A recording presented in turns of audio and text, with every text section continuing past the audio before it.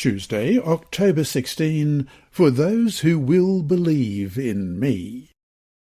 After Jesus prayed for his disciples, he broadened his prayer to include those who will believe in me through their word, John 17, verse 20.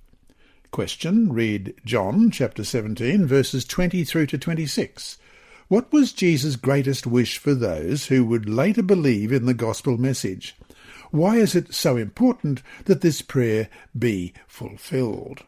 John 17, beginning at verse 20. I do not pray for these alone, but also for those who will believe in me through their word, that they all may be one as you, Father, are in me, and I in you, that they also may be one in us, that the world may believe that you sent me, and the glory which you gave me I have given them, that they may be one just as we are one. I in them and you in me, that they may be made perfect in one, and that the world may know that you have sent me, and have loved them as you have loved me. Father, I desire that they also, whom you gave me, may be with me where I am, that they may behold my glory, which you have given me, for you loved me before the foundation of the world. O righteous Father, the world has not known you, but I have known you, and these have known that you sent me. And I have declared to them your name, and will declare it, that the love with which you loved me may be in them, and I in them. As the Father and Son are one, Jesus prayed that future believers also would be one. In a few places in the Gospel of John, Jesus referred to the unity of the Father and the Son.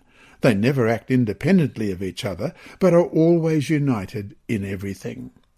They do together, John 5, verses 20 to 23, for the Father loves the Son, and shows him all things that he himself does, and he will show him greater works than these, that you may marvel.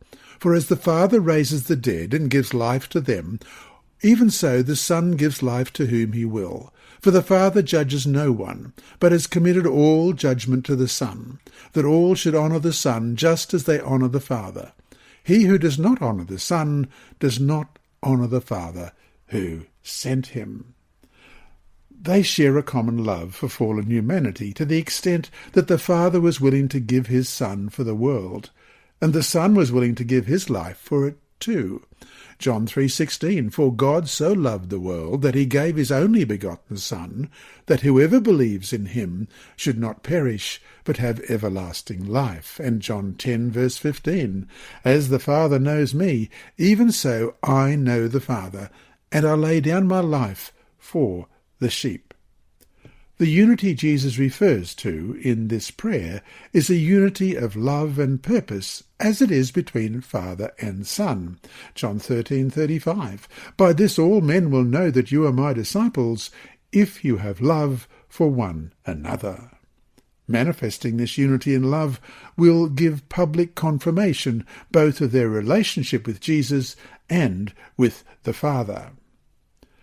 Andreas J. Kostenberger, in his book John, page 498, writes, the display of their genuine unity ought to provide a compelling witness to the truth of the gospel.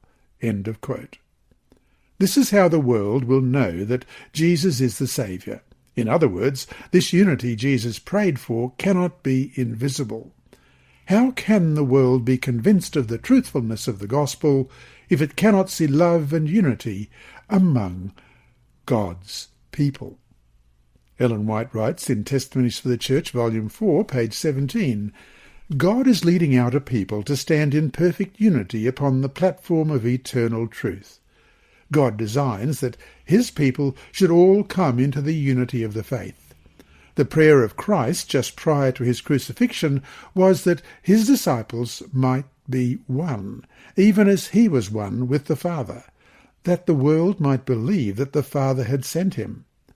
This most touching and wonderful prayer reaches down the ages, even to our day, for his words were, Neither pray I for these alone, but for them also, which shall believe on me through their word.